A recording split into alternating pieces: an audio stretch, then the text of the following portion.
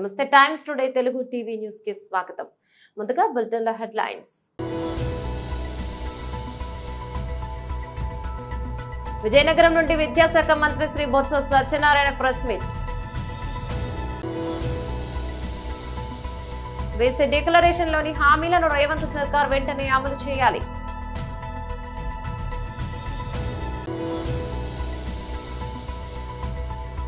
తెలంగాణ భవన్ లో మాజీ MLA Gadari Kishore press meet.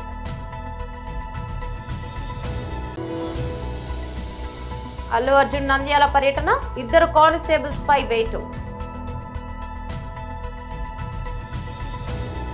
Vizianagaram నుండి విద్యాశాఖ మంత్రి శ్రీ బొత్స సత్యనారాయణ ప్రెస్ మీట్ ను నిర్వహించారు. మేమైతే పూర్తి విశ్వాసంతో మా పార్టీ వస్తుందని 9వ తేదీ నాడు గౌరవ ముఖ్యమంత్రిగా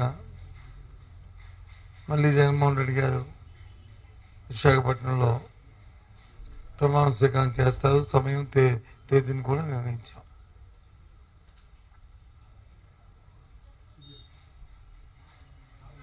మీరు అడగచ్చు, ఏంటి సార్ అంతా నమ్మకమని. ఎస్, 5 సంవత్సరాలు ఏదైతే ప్రజలతో మమేకమై ప్రజా అవసరాలు ఏమున్నాయో వాటికి అనుగుణంగా వారి జీవన ప్రమాణాలు పెరిగే విధంగా చేసిన ప్రతి కార్యక్రమం, తీసుకున్న ప్రతి నిర్ణయం వారి తాలూకా ఆర్థిక పరిస్థితి మెరుగుపడమే కాకుండా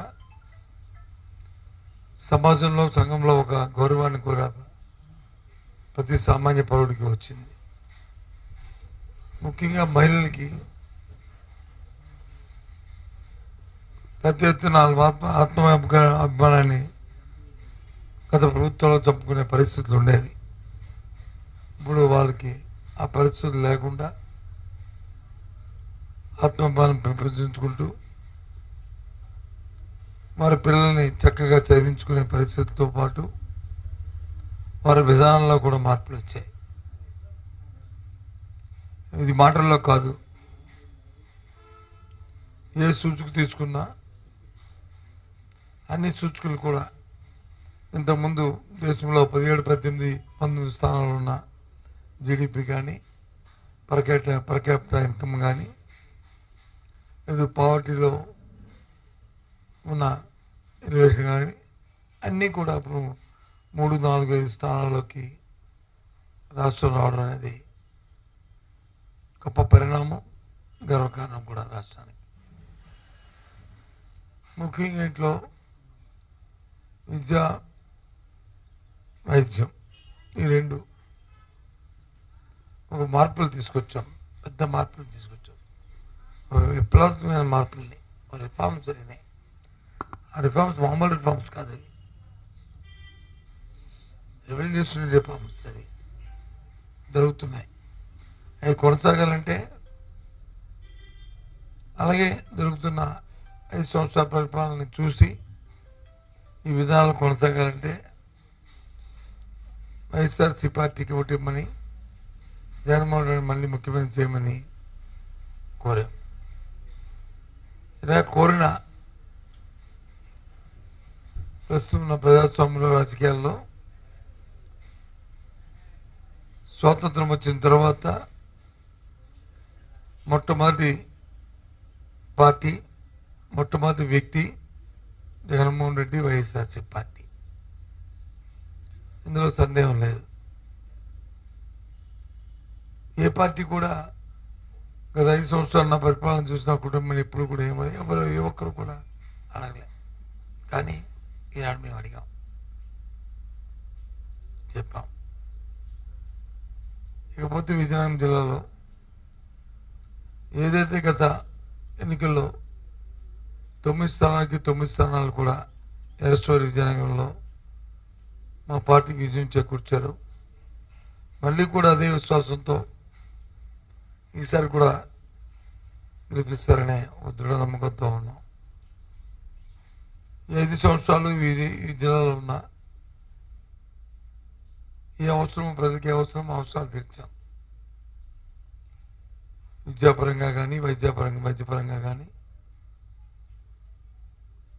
సంక్షేమ కార్యక్రమాల్లో దళాలు లేకుండా మధ్యవర్తులు లేకుండా అవినీతి లేకుండా అన్ని కార్యక్రమాలు చేశాం. అదే నమ్మకంతో మళ్ళీ 9 స్థానాలు వస్తాయని దృఢ విశ్వాసంతో ఉన్నాం. ప్రజలు కూడా పెద్ద ఎత్తున మాకు ఓటును కూడా ఇచ్చారు. అనుకున్న దానికంటే 1-2% ఇంకా ఎక్కువ ఎన్నికల్లో ప్రజలు పాల్గొని పార్టీ పట్ల, జగన్మోహన్ రెడ్డి గారి పట్ల, మా పార్టీ అభ్యర్థుల పట్ల, మా పట్ల అందరూ కూడా ఎంతో నమ్మకం ఉంచారు, ఆశీర్వదించారు. ఆ ప్రజలందరికీ కూడా బీసీ డిక్లరేషన్ లోని హామీలను రేవంత్ సర్కార్ వెంటనే అమలు చేయాలి. ఇక స్థానిక సంస్థల ఎన్నికల్లో బీసీలకు 42% రిజర్వేషన్లు ఇవ్వకుండా ఎన్నికలు నిర్వహిస్తే ఊరుకునేది లేదని శ్రీ బూరు నరసయ్య గౌడ్ భువనగిరి బీజేపీ అభ్యర్థి తెలిపారు. రేవంత్ రెడ్డి గారు కాంగ్రెస్ ప్రభుత్వం కామారెడ్డిలో దేవుడి మీద ప్రమాణం చేసి సోనియా గాంధీ స్వహస్తాలతో సంతకం పెట్టి గ్యారంటీల పేరుతో బీసీ డిక్లరేషన్ చేయటం జరిగింది. మేనిఫెస్టోలో ఉంది. ఒకటి, వాళ్ళు ఇచ్చినటువంటి డిక్లరేషన్ లో స్థానిక సంస్థల్లో 23% నుంచి రిజర్వేషన్ బీసీలకు 42 చేస్తామని రిటర్న్ గా వాళ్ళు హామీ ఇవ్వటం జరిగింది. చట్టబద్ధంగా బీసీ కమిషన్ ద్వారా కులగణన చేసి కోర్టులో ఇబ్బంది రాకుండా చూసుకొని 42% స్థానిక సంస్థల్లో రిజర్వేషన్ కల్పిస్తామని హామీ ఇవ్వటం జరిగింది. రెండో హామీ, ప్రభుత్వ సివిల్ కన్స్ట్రక్షన్స్ మెయింటెనెన్స్ వర్క్ లో 42% బీసీలకు రిజర్వేషన్ కల్పిస్తామని హామీ ఇవ్వటం జరిగింది. 3, చట్టబద్ధ బీసీ సప్లాన్ కు, దాని కూడా పేరు జ్యోతిరావు ఫూలే బీసీ సప్లాన్ కు చట్టబద్ధత కల్పిస్తూ మొదటి అసెంబ్లీలోనే బిల్లు ఇంట్రడ్యూస్ చేస్తామని హామీ ఇవ్వటం జరిగింది. అదే విధంగా ప్రతి ఏడాది బీసీ సప్లాన్ కు 20,000 కోట్ల రూపాయలు కేటాయిస్తూ 5 సంవత్సరాల్లో 41 లక్ష కోట్ల బడ్జెట్ ఏర్పాటు చేస్తామని ఈ 4 హామీలు ప్రత్యేకంగా బీసీలకు ఇవ్వటం జరిగింది. కానీ మొదటి అసెంబ్లీ అయిపోయింది, జాడలేదు. సివిల్ కన్స్ట్రక్షన్స్ మెయింటెనెన్స్ లో రిజర్వేషన్ జాడలేదు. ఇప్పుడు కుట్రపూరితంగా ఈ యొక్క బీసీ ఇచ్చిన హామీని తుంగలో దొక్కుతూ ఈ రోజు స్థానిక సంస్థలో కులగణన చేపట్టకుండానే బీసీ రిజర్వేషన్ 42% పెంచకుండానే సర్పంచ్ స్థానిక ఎన్నికలు, రూరల్ గ్రామీణ స్థానిక ఎన్నికలు పోవటానికి రేవంత్ రెడ్డి గారు కుట్ర చేస్తున్నారు. దీన్ని మేము బీజేపీ తరఫున తీవ్రంగా ఖండిస్తున్నాం. తీవ్రంగా ఖండించడమే కాకుండా తీవ్రంగా ప్రతిఘటిస్తామని తెలియజేస్తుంది. బీసీలు వేసినటువంటి భిక్ష, బీసీలు వేసినటువంటి ఓట్లతో ఈ రోజు మీరు పదవులు అనుభవిస్తూ ఇచ్చిన హామీని తుంగలో తొక్కటానికి ప్రయత్నం చేస్తే బీజేపీ పార్టీ ఎట్టి పరిస్థితుల్లో ఊరుకోదు. మా ఓబీసీ మోర్చా అధ్యక్షులు ఆనంద్ గౌడ్ గారు ఉన్నారు, మా కిషన్ రెడ్డి గారు ఉన్నారు, జాతీయ నాయకత్వం ఉంది. వారి యొక్క మార్గదర్శనంలో దీన్ని ప్రతిఘటించి ప్రజా పోరాటం చేయక తప్పదు. అవసరమైతే మిలియన్ మార్చ్ తరహాలో అసెంబ్లీ ముట్టడి కూడా చేయటం జరుగుతుందని హెచ్చరి. తెలంగాణ భవన్ లో మాజీ MLA Gadari Kishore press meet. అహంకారపూరిత అధికారాన్ని మాచర్ల ప్రజలు అణచివేశారు. ఈ విషయం అర్థమైంది అతనికి. ఈ నెల 13వ తారీఖున పోలింగ్ జరిగేటప్పుడే, ఓట్లు వేసేటప్పుడే అతన్ని నేర సామ్రాజ్యంలో ఉండే ప్రజలందరూ తిరుగుబాటు చేశారు, అతన్ని తిరస్కరించారు, అతన్ని నేరపూరిత సామ్రాజ్యాన్ని కూలతోస్తున్నారు అని అర్థమయ్యి అతను పోలింగ్ బూతుల్లోకి వెళ్ళి ఈ రకమైన అరాచకాన్ని సృష్టించాడు. పోలింగ్ బూత్లోకి వెళ్ళి ఎంతో ధైర్యంగా ఎన్నడూ జరగని రీతిలో ఈవీఎం బాక్సులు ఉన్నాయో వాటిని పగలగొట్టాడు అతను. అదే ఎలక్షన్ కమిషనర్ పోలీస్ ఆఫీసర్స్ సరిగా నిర్ణయం తీసుకొని ఆ సెన్సిటివ్ బూత్లో సెంట్రల్ ఫోర్స్ని పెట్టినట్టయితే ఇతన్ని కాల్చిపడేసేవాళ్ళు. బాక్స్ పగలగొడితే వారి కళ్ళ ముందు సెంట్రల్ ఫోర్స్ ఉన్నట్లయితే ఫైర్ ఓపెన్ చేసి ఉండేవాళ్ళు, ఇతన్ని కస్టడీలోకి తీసుకుని ఉండేవాళ్ళు. ఇతన్ని పెడరెక్కలు విరిచి పట్టుకొని పోలీస్ స్టేషన్కి తీసుకెళ్ళేవాళ్ళు. అక్కడ లోకల్ పోలీసులు ఉన్నారు కనుక ఇది జరగలేదు. మేము ఎలక్షన్ కమిషన్ అదే అడిగాము నిన్న. మీరు సెంట్రల్ ఫోర్స్ ఎందుకు పెట్టలేదు? ఎప్పుడైతే అది సెన్సిటివ్ బూత్ కింద డిక్లేర్ చేయబడిందో, ఎప్పుడైతే ఆ కాన్స్టిట్యుయెన్సీ సెన్సిటివ్ కాన్స్టిట్యుయెన్సీ కింద నిర్ణయించబడిందో అప్పుడే మీరు సెంట్రల్ ఫోర్స్ని ఆయా బూతుల్లో పెట్టి ఉండాలా? పెట్టలేదంటే అది ఎన్నికల కమిషన్ నిర్లక్ష్యమా? ఆ లోకల్గా పోలీస్ ఆఫీసర్ ఎవరైతే ఇన్ఛార్జ్ ఉన్నారో ఆ నియోజకవర్గానికి అతని నిర్లక్ష్యమా, లేకుంటే అతని ప్రోద్బలమా? ఎక్కడెక్కడ పెట్టారు ఈ రోజున ఈ సెంట్రల్ ఫోర్సెస్ని? ఎన్ని బూతుల దగ్గర వాళ్ళని పెట్టారు? ఎలా వాడుకున్నారో అది కూడా ఈ రోజున సాయంత్రం మేము అడగబోతున్నాం. నేను ఇక్కడ ఏం చెప్పాలనుకుంటున్నా అంటే, సజ్జల రామకృష్ణారెడ్డి అతనేదో చాలా పవిత్రుడు, ఏ నేరం చేయని అమాయకుడు, జగన్మోహన్ రెడ్డి గారికి అత్యంత ఆప్తుడు, జగన్మోహన్ రెడ్డి గారికి ఇష్టమైన వాడు, అతను అలా బాక్సులు బద్దలు కొట్టేవాడు కాదు అని సజ్జల రామకృష్ణారెడ్డి గారు మాట్లాడుతున్నారు. అయ్యా సజ్జల రామకృష్ణారెడ్డి గారు, ఇంకా ఎందుకు బుకాయిస్తారు? ఇంకా ఎందుకు మీకు మేకపోతు గాంభీర్యం? మాచర్లలో ఏదైతే నిశ్శబ్ద విప్లవం జరిగిందో, మాచర్లలో ఏదైతే రాష్ట్ర ప్రజలందరూ కూడా ఒక విప్లవాన్ని, నియోజకవర్గ ప్రజలందరూ కూడా ఒక విప్లవం తీసుకొచ్చారు నిశ్శబ్దంగా. అదే విప్లవం ఆ పిన్నెల్లి రామకృష్ణారెడ్డి అవినీతి సౌధాన్ని కూలదోసింది. అదే రీతిగా 174 నియోజకవర్గాల్లో, అంటే మాచర్ల విడిస్తే 104 అసెంబ్లీ నియోజకవర్గాల్లో కూడా ఈ నిశ్శబ్ద విప్లవం వచ్చింది. జగన్మోహన్ రెడ్డి గారి అహంకారపూరిత అధికారాన్ని, నేరపూరిత సామ్రాజ్యాన్ని, అరాచకపూరిత అధికారాన్ని కూలదోశారు నిశ్శబ్ద విప్లవంతో. ఆ నిశ్శబ్ద విప్లవాన్ని మీరు గ్రహించలేకపోయారు.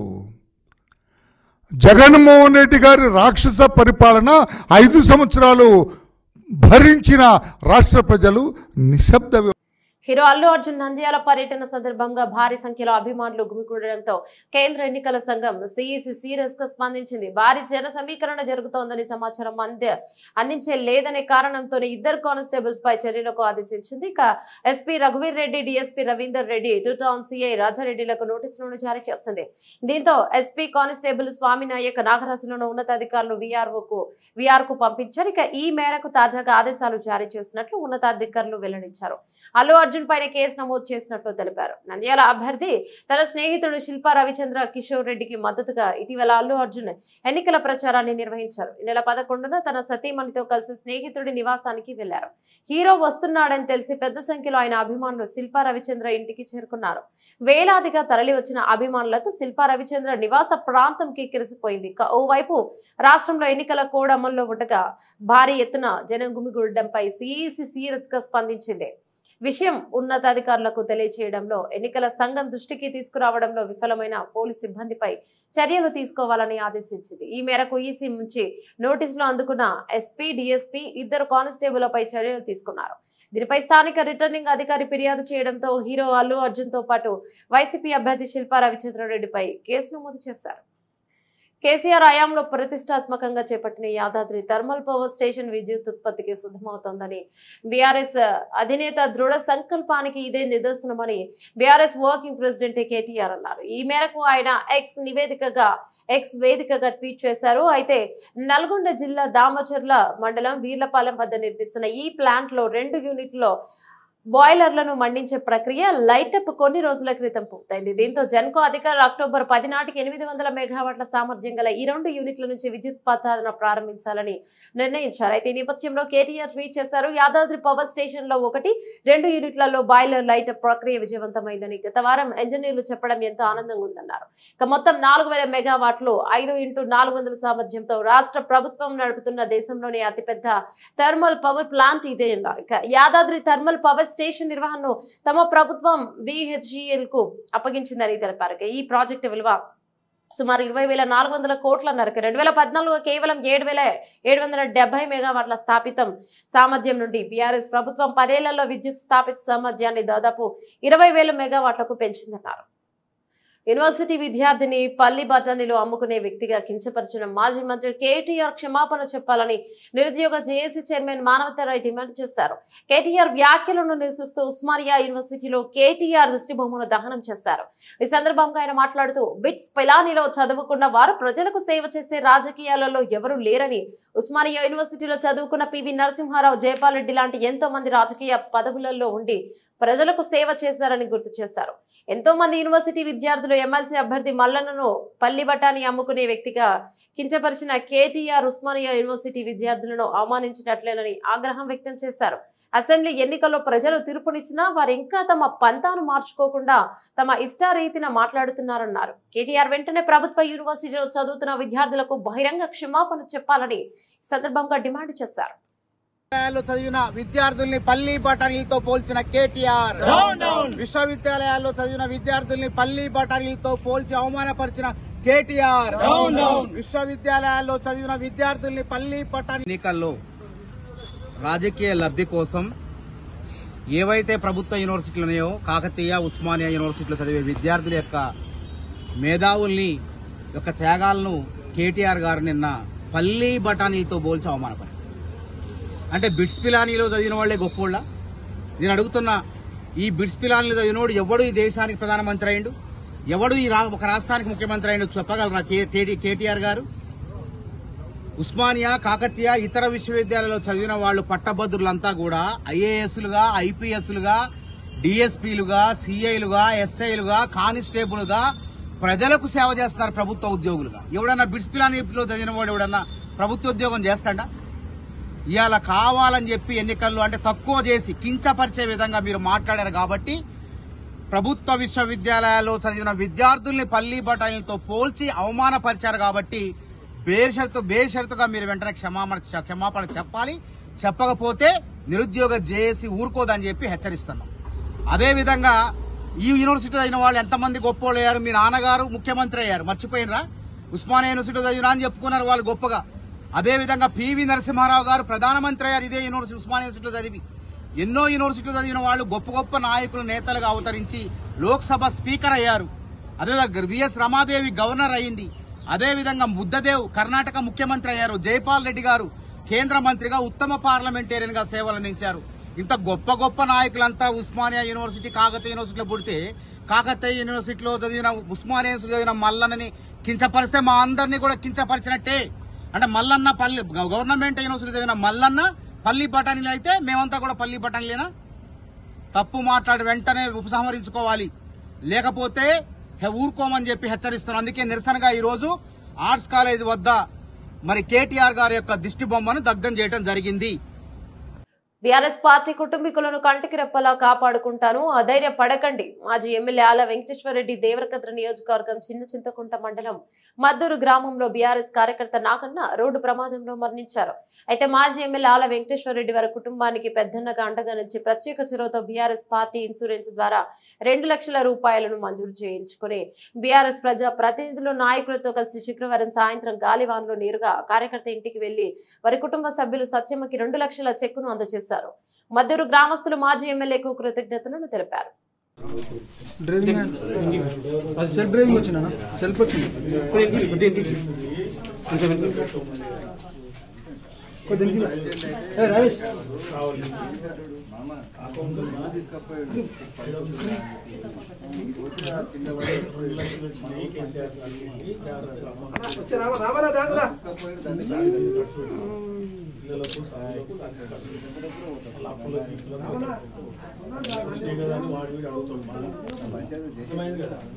వాళ్ళ కాడికి నీకు అవసరం ఉన్న కాడికి అప్పుడు 2,000 అప్పుడు 5,000 తీసుకోవాలి.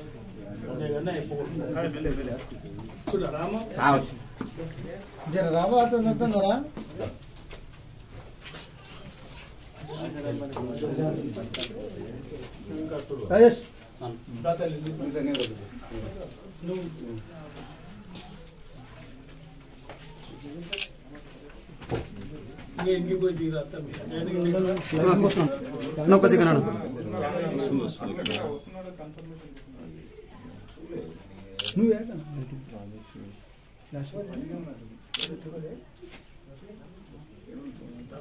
ఓకేనా.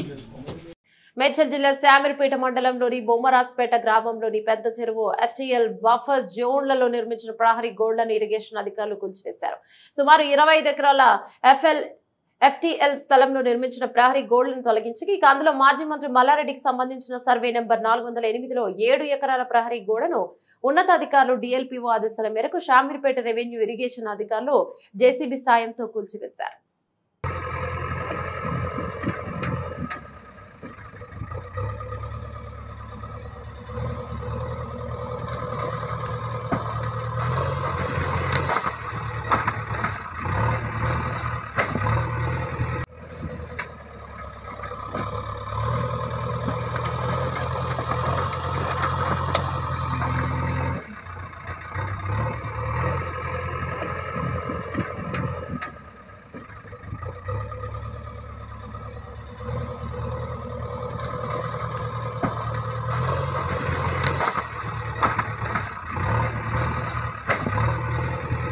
బులెటిన్ ముగించే ముందు హెడ్లైన్స్ మరోసారి.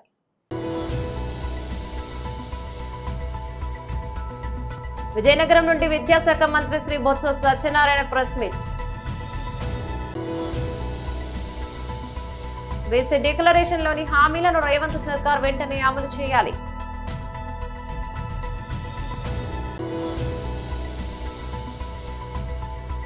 తెలంగాణ భవన్ లో మాజీ MLA Gadari Kishore press meet.